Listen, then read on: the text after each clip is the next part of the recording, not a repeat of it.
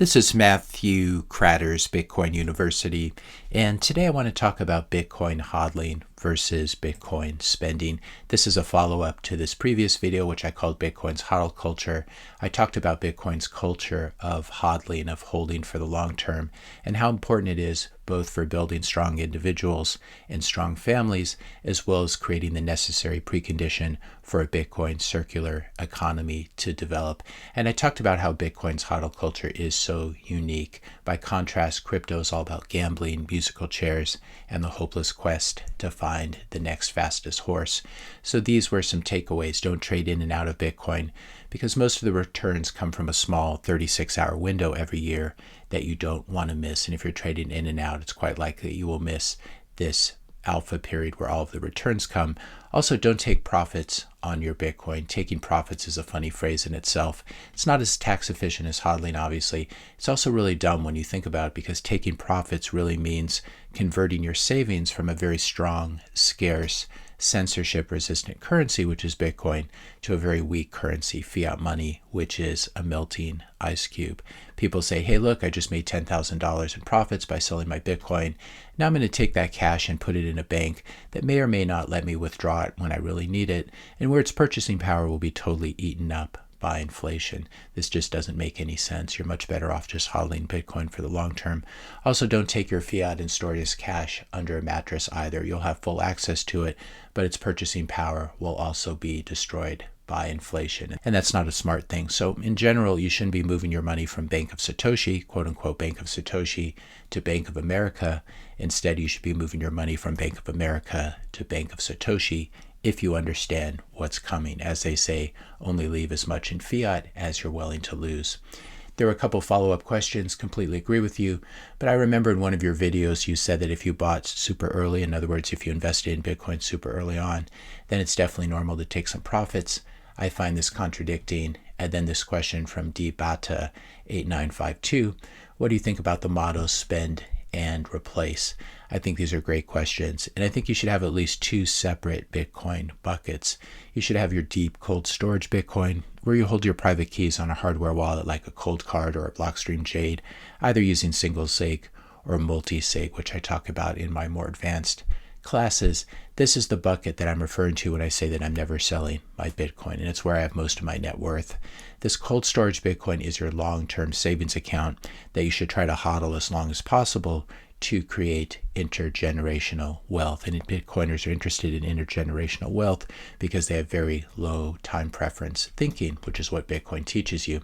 So when I say that you should never sell your Bitcoin, you have to understand the context for why I'm saying that. I'm saying that here on YouTube, and I'm speaking against a culture of trading, flipping, short-term time horizons, degen trading, and high time preference thinking. But I'm certainly not saying that you shouldn't spend some of your Bitcoin on a sick child or a sick parent or some other medical emergency, or on something that will really make your life better. After all, Bitcoin is freedom money, and your Bitcoin is your Bitcoin and your money to do with as you see fit. But all I'm arguing on this channel, I just think it's dumb to sell it for something superficial like a Lambo when Bitcoin's only at $55,000 per coin on its way to multi-millions of dollars per coin.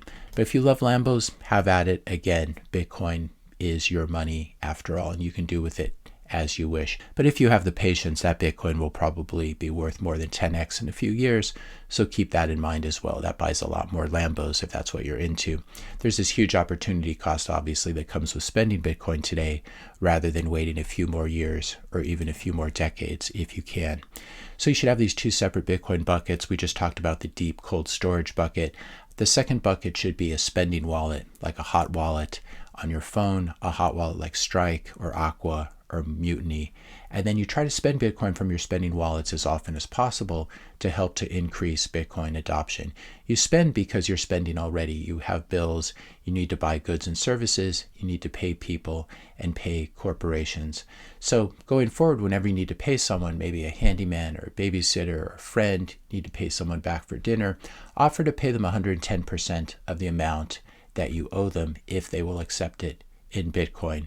Then show them how to download the Aqua wallet or the Mutiny wallet or the Strike wallet on their phone, the Strike app. This hot wallet should be treated as a spend and replace wallet. So I do like that phrase, spend and replace. You can buy $10, $50, $100 worth of Bitcoin for this wallet, spend it, try to find Bitcoin merchants who accept it, or create your own Bitcoin merchants by orange pilling people, and then buy another $100 worth of Bitcoin for this wallet when it's almost run out of sats. I want to thank Matt Odell and Marty Bent. I think it was from them that I first heard this phrase, spend and replace, and I think it's the perfect complement to Odell's most famous maxim, which is stay humble and stack sats. So spend and replace describes your hot wallet, your one bucket of Bitcoin, and then stay humble and stack sats really describes your deep cold storage. If you're looking for places to spend your Bitcoin, you can certainly do it at btcmap.org, which I will link to in the description notes below. Final note for those less experienced Bitcoin users who are not familiar with the intricacies of chain analysis and the footprint that you leave when you do transactions on chain with Bitcoin, if you do it in a naive manner.